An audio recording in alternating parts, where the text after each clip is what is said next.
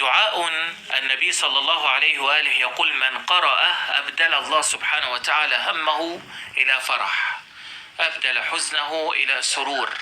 الضامن من؟ النبي صلى الله عليه وآله. فلماذا أنت باق على همك وغمك وحزنك وهذا الدعاء سوف تسمعه إن شاء الله تعالى، فاقرأه ليبدل الله سبحانه وتعالى جميع همومك إلى أفراح.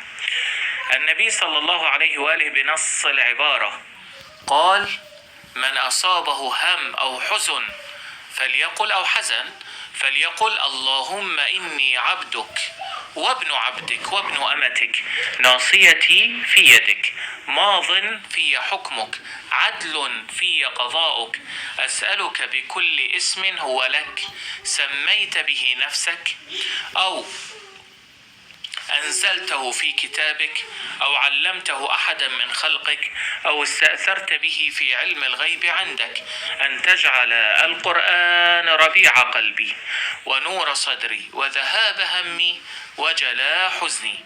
فقال النبي صلى الله عليه وآله: ما قالهن مهموم قط إلا أذهب الله همه وأبدله بهمه فرحا.